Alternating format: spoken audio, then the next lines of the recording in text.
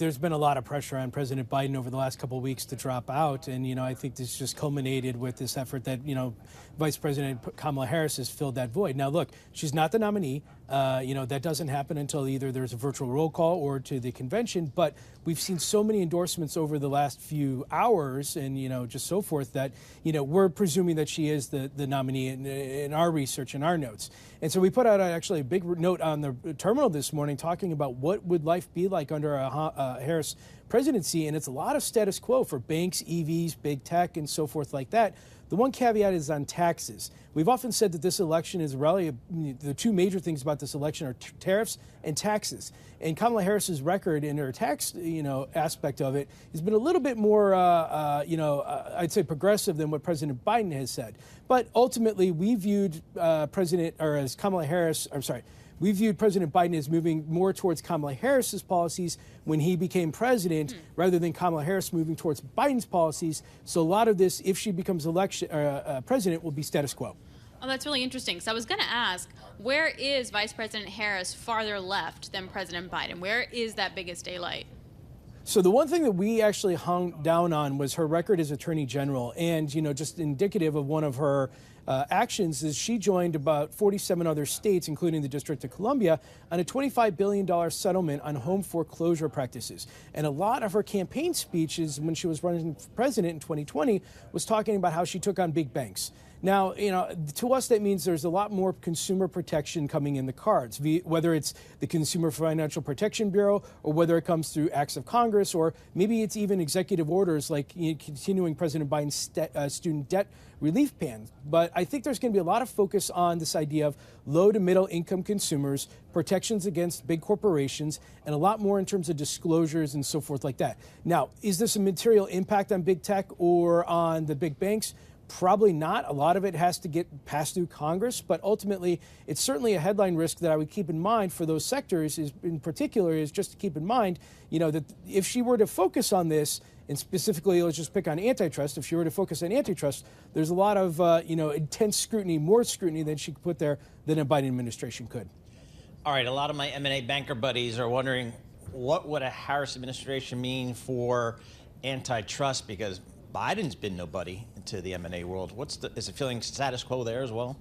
This is one of those situations where I think whoever wins as president is probably not going to be helpful to your M&A banker buddies, because on one hand, you have the continuation of the Biden presidency with Lina Khan at the FTC and taking a very skeptical look at mergers. I mean, just in the financial space alone, some of these merger reviews go over a year, if not longer. And, we saw certainly with the TD Financial merger, they pulled out as a result of this. But then on the flip side, you have Senator Vance and President Trump. And remember, this idea of economic populism is ramped through that, that RNC agenda at the moment. So, Senator Vance even came down to a Bloomberg event here in Washington and called Lina Khan, the FTC chairwoman, Biden's best pick, and insinuated that President Biden would even or President Trump should even keep her around. Now, I don't think that's going to happen.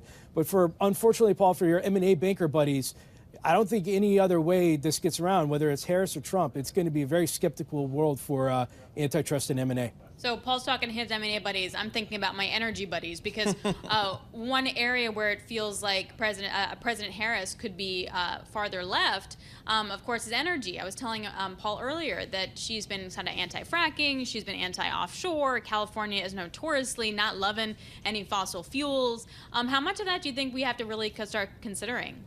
I think it's important to consider it. In fact, our colleague Rob Barnett just put out a note about 40 minutes ago talking about this and the importance it has on the renewables sector. So, Senator Harris, Vice President Harris, certainly has pursued a clean energy agenda. And one of the things we see in, her presidency is a boosting of the Inflation Reduction Act. I don't want to say going back to the Build Back Better 3.0, some of the ideas that were floated around. She'll have her own ideas here, but this idea of the Inflation Reduction Act needs to be protected and enhanced. So if you're in the renewable sector or solar sector, it certainly could be a boon idea if, Vice President Harris wins.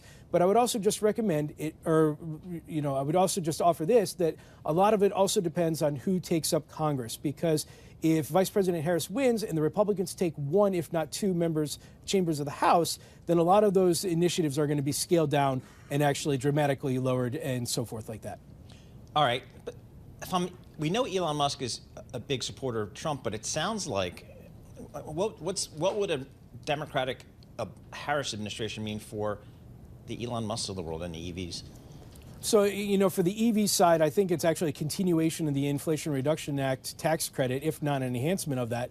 Look, tax reform is going to happen next year no matter what, because the Trump-era tax cuts for individuals expires at the tail end of 2025. And whether it's Vice President Harris or President Trump, neither of them are going to want to increase taxes for low and middle and income, Americans. So for the EVs of the world, I would say under a Harris presidency, you'll certainly have protection from that tax credit in the IRA. You potentially could have an enhancement of that. You certainly will have regulatory policies trying to boost EV usage and so forth like that. Comparing it against the President Trump presidency, where he has said that he doesn't like electric vehicles. Obviously, he has Elon Musk whispering in his ear and providing $45 million a month in PAC funding. But ultimately, I think the Republicans probably would see a scaling back of those tax credits. Maybe just additional restrictions on EVs and so forth like that. But with the Trump presidency, we'll have to see if he wins, and also if Elon Musk is whispering in his ear in come January and February.